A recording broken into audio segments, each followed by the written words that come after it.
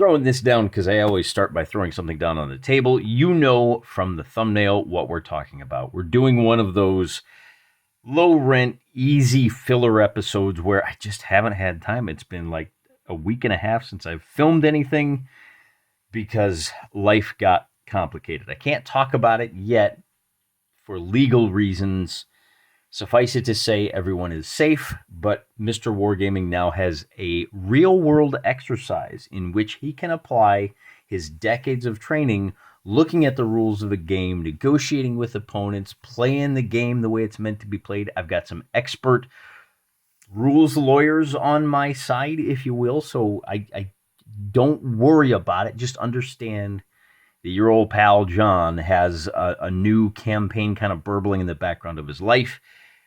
Hopefully it won't slow production down and we'll be able to game once, 3 times a week. That's our schedule here. Monday, Wednesday, Friday, we try to get one. If I skip one, we'll do some more live episodes. I miss talking to you guys in real time. Maybe we get to that. If things get too busy, full disclosure, I had hoped that today's episode would be the fifth episode overall, first episode of doing some actual combat in the Hyde campaigns. Unfortunately, it just wasn't meant to be. The fates have conspired once again.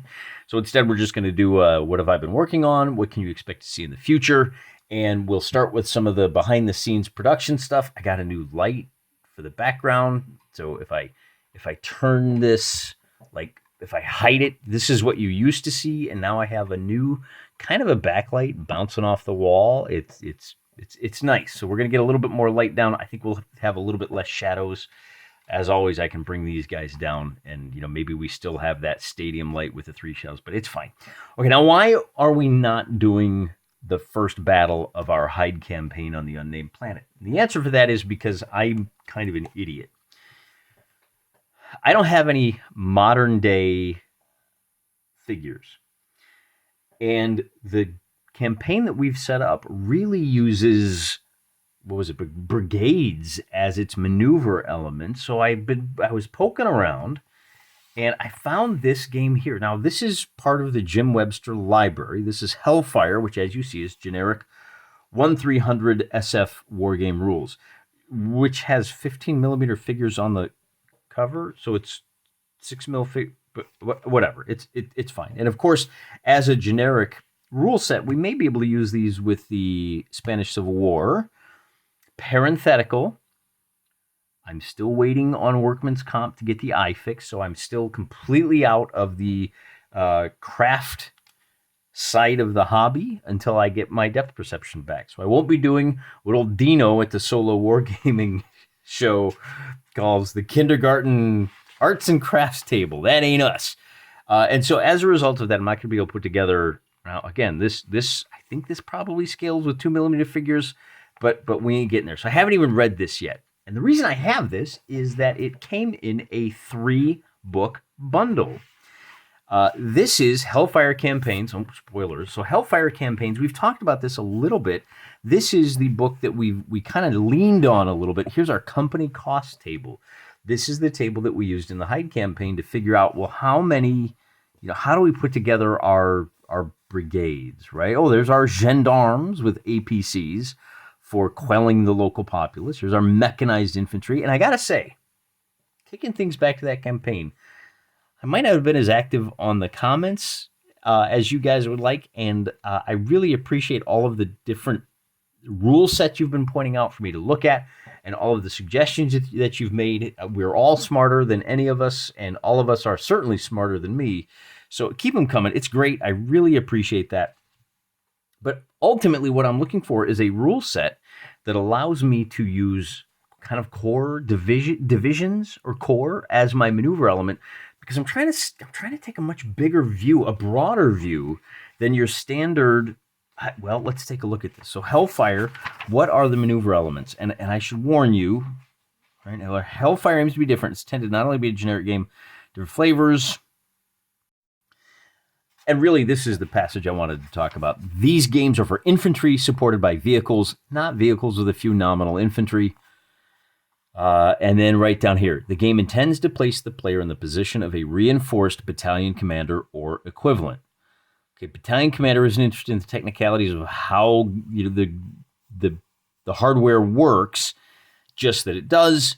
Positioning of squad support weapons, not his problem. He pays lieutenants to deal with that, right? So this is still, battalion commander is pretty big, right? This is 6mm, but it's still a little bit outside of the bailiwick for our Hyde campaign. Still a little too fine-grained a resolution. We're trying to put ourselves, we're really taking the position of a general in that campaign. So the Hellfire rules, in addition to not being able to play out any specific tabletop battles, these really aren't going to work for us. But because it's a Jim Webster book, you get all kinds of interesting things going on in the background. In the Hellfire campaigns, he helps you with some random world generation. And this particular book is interesting. I wanted to have the hard copy so I could show you something, because section 2, here it looks like, right, science fiction. These nice little 15mm figures and a little tank there, maybe APC. And that's what the first half of the book is about. But then we have this, the man who would be king, and we've talked about this before. Once you get to page 40, he says, oh, okay, I owe this to Rudyard Kipling. He came to arrears too late, right? Gods of copy book headings. Like me, I'm not going to play in multiple scales. I'm going to play 15mm. And then my idiot finger goes wobbling back to the fire. God, Kipling is amazing. God, he's so good. Anyway, the whole second half of this book is the man who would be king. It's inspired by the career of Josiah Harlan, Prince of Gore, adventures in British India. So you set up terrain, and it becomes this kind of great game but it's not really a colonial game, because you take on the role of the Grand Mogul, and you've got all of your little sub-moguls. I don't even know what they're called, the moguls. So I'm the Grand Mogul, and all my little moguls, you set up a huge political thing. You just kind of, you build this world. You just kind of start shoving politics at each other. Multi-factional play. It's kind of a solo game, a lot of fun. But I need the hard copy to show you how great that is. So you can expect that coming up sometime, hopefully by the end of the year. And then, because it was cheaper, I thought, oh, this is great. I can get, he's got this thing, Hellfire and the Fall of Empire. Oh, okay. So now we have a solo campaign that he's prepared for the Hellfire rules. And now that I have the Hellfire rules, I can actually apply these stats and figure out what the heck they mean, so I can resolve my battles. However, look, here's reaction 3, 2, 2, 2, 2, 2, 2, 1. I don't, what is that? That's Greek, man. It doesn't mean anything to me. But after I read that, then we'll be able to talk about it. And as a 3-pack, so I got these 3 all in one shot. I know what you're thinking. Yep, but why does this provide you with an excuse to not play the battle for this? Because then I went and said, hey, since I'm buying a couple of hard copies anyway, I'll go ahead and get the division level Hell and Fateful Decisions, which is me stepping on a giant rake. This is not the book that I intended to order. It's a good book. It's a fine book. And I'm going to quote you chapter and verse in the introduction and designer's notes. God bless you, Jim, for including these. The idea is relatively simple. Place the player in the position of a battalion commander. Oh, wait a minute. Battalion commander? Isn't that what Hellfire was? I love doing research on the fly right in front of you guys. Create a set of mechanics. Let's see. Similarly places reinforced battalion. Oh, so this is just battalion. This is reinforced. There's a whole other book I got to order. And I really need to have, and you'll see why. This is a little bit of a not a spoiler, I feel like I'm the old cliffhanger.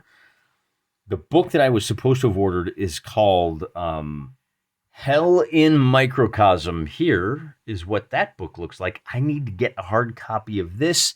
And of course, I got to put the order in. That's going to take a few weeks. So we might have to put this campaigns on hiatus. We're not going to be able to do one-to-one time as I had hoped. You'll have to forgive me for that. So once we get Hell in Microcosm, it's great because it answers a tremendous amount of questions that I had about wargaming in the modern era, in particular as we move forward into the ultra-modern era, where you have all kinds of crazy things to worry about, like drone strikes and hypersonic missiles and all of, like the nice thing about Hell and Fateful Decisions is, he says, yeah, you're the battalion commander. You're not going to worry so much about all of these little individual, individual decisions. Your maneuver element is, I think it's the company here. I think it's the company.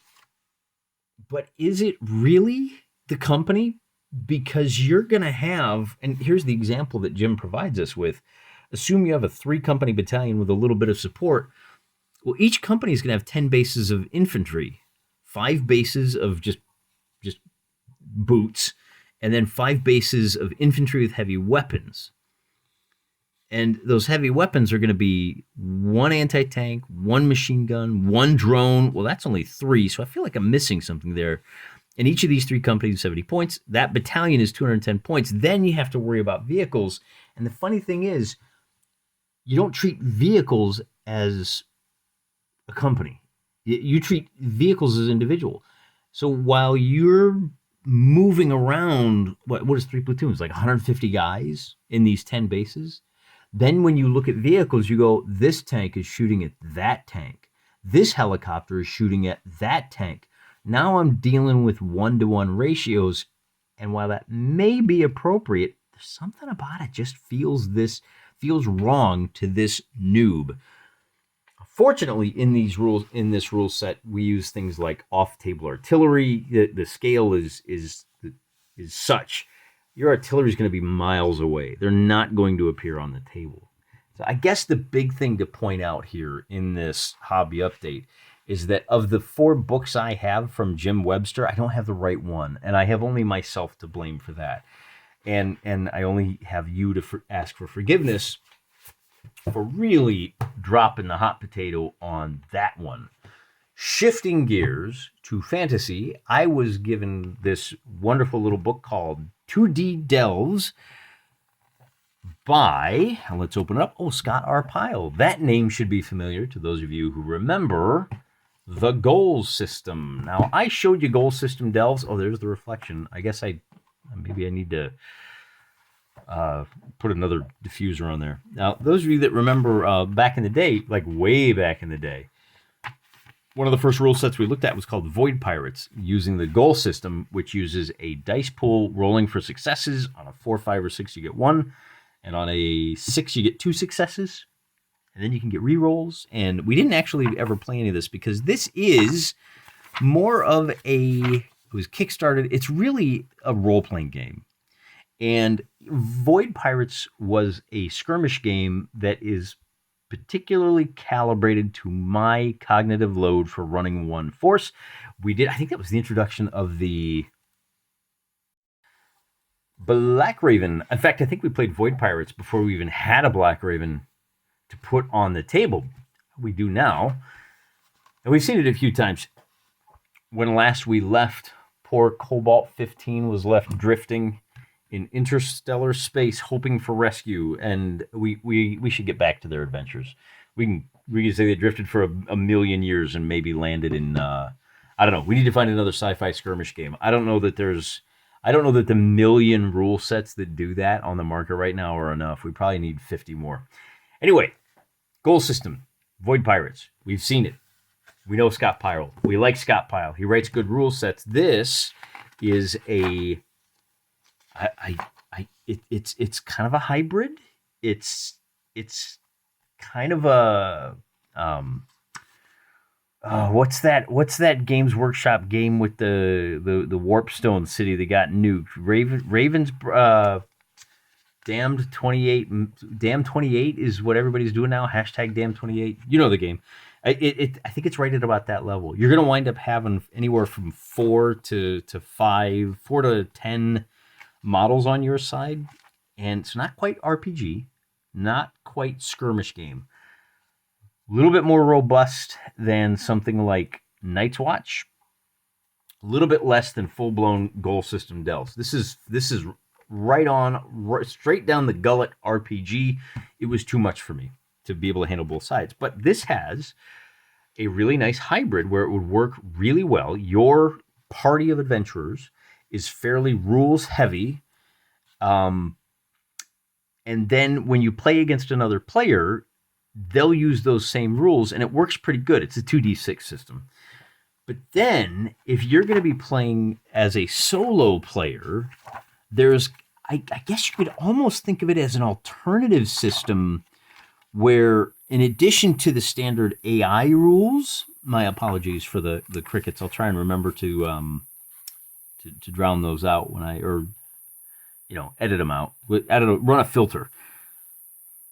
When you are playing against the AI, you will come up with the stats for the baddies, and this is a great example here. This kind of sold me on the game.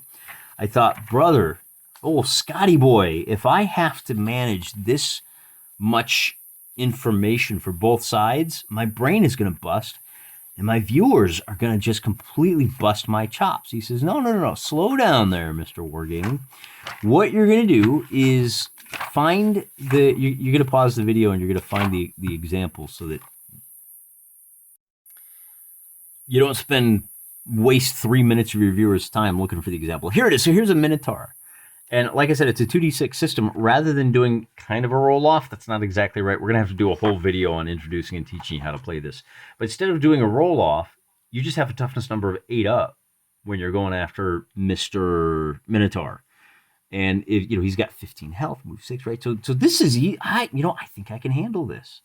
The only real special abilities he's got a couple of magic weapons. He's got light armor, and then he's got +1 damage when he charges. Okay, that's easy. I can handle that. You give me a Minotaur and like 6 kobolds, and I am ready to go. So this is kind of nice, kind of a fun little book. It just came out, and one of the reasons that I cheaped out on you today and went with the hobby update is that this is with the playtesting 4Color Studios, April 2024. I'll try and remember to put a link in the description to the War Games Vault, or I think because I think you get print on demand. I know you can get PDF as usual.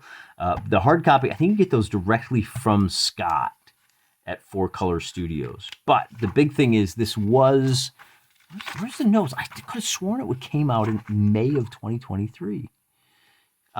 He might say in the, I know where it is. Again, big ups, big props. Who's got 2 thumbs up for Scott Pyle? Here it is. So the afterword, right? I've played a lot of D&D like RPGs. Most of it has been Shadow Dark. Not a fan. 12 years ago, I published Goal System Delves. Loved it. When it felt like it was time to return to this, I have played a lot over the last year. 5 parsecs from home, 5 leagues from Borderlands. That got me to 2D Delves. And the 2D is actually, I think, 2D6. So there you go. May 2024, as we see this, it's July. So it's only been out for a month or two. I haven't seen any videos. I poked around online. I think I may be introducing this to you for the first time, or else the YouTube algorithm just hates Scott, or it hates me, or I don't know. So that's the other thing I wanted to mention that you can expect to see. I'm a little fantasy gamed out. We've been doing so much of that. Speaking of, I pre-recorded a whole bunch of one-page rules. I hope you guys like one-page rules, because I've got at least one episode of the skirmish game coming up. A lot of different forces. I discovered how easy it is to build just little 6 to 10 man units or army lists and game with those. And really, we've got some really good like immovable object versus irresistible force battles coming up. I think you're gonna like those. And of course, those are pre-recorded, so I'm going to struggle to remember what the heck I was talking about. The last thing I want to leave you with is Blackmore Foundations. We did a couple of videos on this last month, and I think it's all the more important to highlight books like this. These are primary resource documents for the history of the early fantasy RPG works of David Arneson and Gary Gygax, particularly as the IP holder has decided that the best way to ensure that the D&D castle remains forever is by carving out the foundations and belittling the grand old masters whose shoes they aren't fit to tie. It's bizarre. You've got these mental midgets standing on the shoulders of giants, and they're mad at the giants. And they think, if I can just topple giants like Dave Arneson, Gary Gygax, Rob Kuntz, who's still kicking, then somehow it will make them feel that much taller. Rather than building on what's come down before, they are not creators, they're not builders, they're intellectuals, so of course they're not.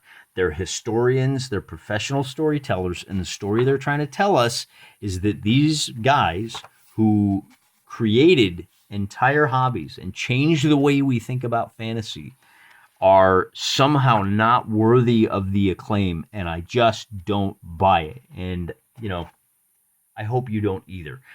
I don't know that I'm going to do any more videos on this. I've done a bunch, but I did think that just real briefly, without getting too deep into the politics, I think Gary Gygax, Dave Arneson, I think those old crew, we have our differences. For example, I actually play the games that they wrote, which is pretty rare. Even they didn't do that. But that doesn't mean I'm going to take them down a peg. Like, just because I'm disappointed in them for not living up to the ideals that they stated, I don't know. It's bizarre. It's just weird. Like get over yourselves and just say thank you to the guys that built the hobby. They have profound legacies that deserve to be protected. And don't listen to the people. Don't listen to all the nonsense, okay? They're good guys. It's fine. They're great. The non-judgmental crowd is so judgmental. It's I say they're judgmental, but I don't need the judge part. They're just mental. Don't be like that. Be better than that. Till next time, I'm praying for you.